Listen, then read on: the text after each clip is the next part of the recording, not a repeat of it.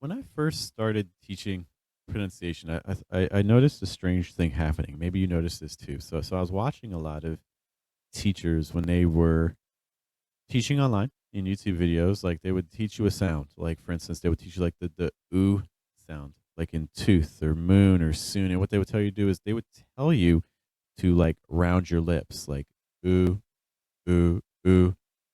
But the strange thing also happened because I would see them in other videos and they would say words like moon or tooth or blue, and their lips were completely straight. They weren't doing any of that rounding that they said was necessary. This started part of my journey into exploring pronunciation more to be like, okay, well, obviously the round lips can work, but obviously it's not necessary to have round lips to make the ooh sound. Obviously, it's not necessary to have certain mouth positions in order to achieve a natural sound. There's other things that we could do. In addition to that, I was asking myself, why is this possible? Why is it that sometimes when I'm teaching students and we do mouth position stuff, they do the mouth position stuff perfectly, but they don't get a sound that's very natural. They're following all the textbook descriptions, but they're still not sounding like a native. And so after some time working with students more, that's how I kind of arrived at a lot of the core concepts that I want to introduce a bit and talk a lot about. Today, we're going to be talking about some of those other aspects of pronunciation that have nothing to do with mouth position, but are going to be essential if your goal is to achieve a natural sound. Good morning, guys. Good evening. Good afternoon. Welcome to the Schwamil. This is your American English Pronunciation Review Show. We are here on Mondays, Tuesdays, and Fridays, right around 7 a.m. New York. And to guide you in this process in communication is me. Hi, my name is Jeff. It rhymes with breath, and that is one of the four keys for a natural sound in American English, including placement, pitch, breath. Trying to weaken your consonant sounds in order to give more space to your vowel sounds. I have two more files for you today. We have a group on Telegram where it's free and people can send me files for a chance to be reviewed on this show. So thank you to everyone who's been sending files. It's greatly appreciated. It's hard to do a review show if you don't have things to review. Hello to Dan hanging out with us today. Great to see you. Welcome back. Let's take a listen to our first file and see what sort of suggestions we can give. And again, we're not going to be focusing as much on like mouth position, like where to put your tongue or what to do with your mouth. We're going to be focusing entirely on some of the core elements throughout your body to achieve a natural sound. Here is our first file for today. And watching the game, typing it in my hotel room to the computer. Okay, I'm going to play this one more time. And watching the game, typing it in my hotel room to the computer. Okay. So one of the things that I'm noticing about this that I think is going to be really helpful is we need a bit more contrast because everything's kind of doing the same thing over and over again. If you're not sure about contrast, look, for instance, in my background, you see like it says Fluent. Why can you read that? Why is that legible? Well, it's because there's a black background with white letters. Or like if you look at a book, it's a white page with black text. Why do they do that? They do that to make things legible, to make things clear, to have high contrast. And the more contrast we add to our speech when we talk, the easier it is for our listener to detect the things that we say. American English uses a lot of breath. It has pretty weak consonant sounds. It is stress timed. There's a lot of reductions and linking. So we need a lot of reductions. We need a lot of contrast so that our words don't just kind of fall together and collapse. Thank you for your patience, everyone. Sorry about the technical things. So going back to our clip, we were talking about elements of contrast. The first element of contrast that I would explore with this audio file that we were looking at the beginning would be elements related to firmness and softness, because we're going to hear in this audio file, everything is coming off firm. If you don't know the difference between firm and soft, this is firm. I'm talking in a firm voice right now. Versus like, this is soft. It's not whispering, but it's just relying more on breath, taking away some of that harshness of the voice. Listen to this audio file and see which one do you hear more of? Do you hear more of the firmness? Do you hear more of the softness? And watching the game, typing it in my hotel room to the computer. Everything's there. It's firm. Every single syllable. Like everything's really firm. If it was more of a softer music, it would be more like, and you generally don't want to have all of one or all of the other. You want to have a mix. And one of the things that we're just seeing here is every syllable is just kind of very, very, very reliant on the firm. And watching the game, typing it in my hotel room to the computer. Yeah. Some of the things that are causing this to sound extra firm are the consonant sounds are strong, and the vowel sounds have no space. In order to have some softness, you gotta weaken the consonant sounds to give more space to the vowels. And watching the game, typing it in my... You could hear that like a little phrase. They're like watching the game, watching the game. So like that W sound, that ch sound, that th sound on the game, like the G and the M sound. So the vowels really have no space. So if you're trying to add some softness to a place, what you can do is you can focus more on the vowels. Like in the phrase like watching the game, your vowels are ing, a, a, a, and then you can add the consonants back in. It's like a, watching a game, a, watching a game. Okay, so notice the differences there. Another place where the firmness is a bit strong. And watching the game, typing it in my hotel room to the computer. Computer. Just like the fast D sound of computer, the R sound computer versus like computer. It's like a Uber, computer, and things like that. So that's one element of contrast here that we could really incorporate, help this achieve a more natural sound.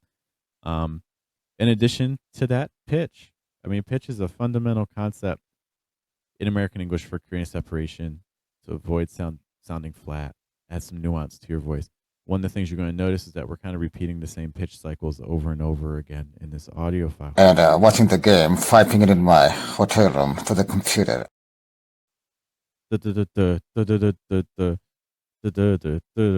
So like things are repeating a lot versus like watching the game, finding it in my hotel room, watching the game, finding it in my hotel room. It's like what we just did. There's a kind of increasing the range a bit because we're a little bit limited. And watching the game, typing it in my hotel room to the computer. Yep. So that's just another element there to consider. What's up to Tom hanging out with us as well? Okay. And David may still be here as well. What's up, David? Yeah, so just some things that again, it's not about individual vowel sounds and individual consonant sounds. Are there things we could talk about there? Sure. But I think by adding some of those elements of contrast, you can achieve some pretty significant differences in sound. Let's take a listen to our second clip. And that creates more pauses between my speech. So I was wondering if perhaps there's anything that I could. Okay, I'm going to play that one more time, and then we'll get some feedback for this file as well. And that creates more pauses between my speech. So I was wondering if perhaps there's anything that I could. Okay.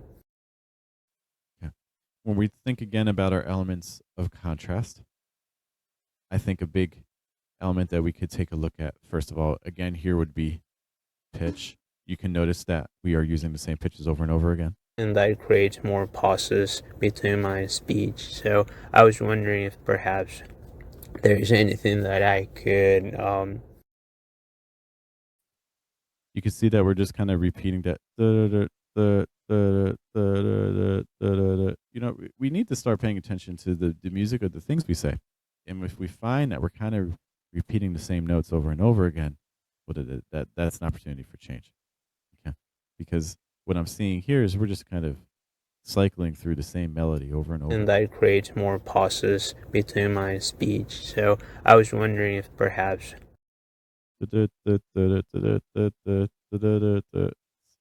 Versus if we increase the pitch range, we could end up with something that I think one sounds a little bit more musical, but two also creates more contrast between the things we say and sounds less flat. And that creates more pauses between my speech. So I was wondering if perhaps. And create more pauses between my speech. So I was wondering if. So that would be an example of a descending pattern where we start higher and then we move down and then we move down a little bit more. Okay. There's some other elements of contrast here that are going to be very, very helpful. Okay. And again, it has nothing to do with individual sounds, individual vowels, individual consonants. It has everything to do with these other elements, kind of seeing what's happening. What are some of the larger patterns that we're creating that we could disrupt? Let's pay attention to thought group length. And that creates more pauses between my speech. So I was wondering if perhaps. So we're relying on this pattern, like create more pauses, like in my speech. I was wondering if it's like, all of our thought groups are right around the kind of like this 3, 4, 5 word range. Yeah.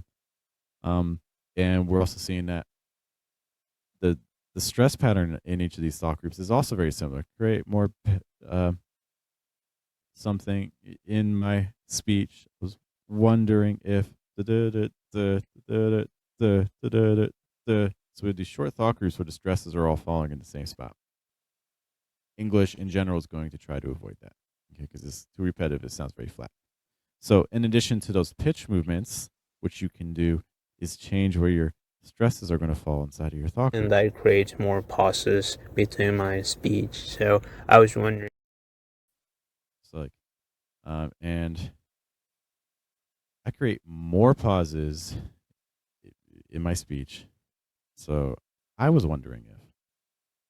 So notice that in that case, we played around with where we're putting the stresses. The stresses aren't always falling in the same spot in the thought group. We're also playing around with the pitch ranges because usually the thought groups is changing in pitch more.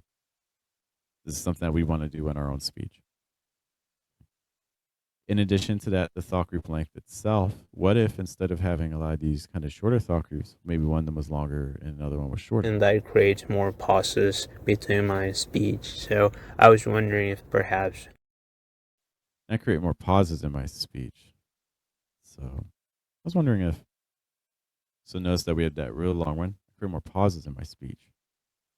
So one word thought group. I was wondering if, and then like a 4-word thought group there. Okay, so now we have more variation as well. So we changed the stresses, we changed the thought group length, and that in turn is going to change the music a little bit and give us greater contrast.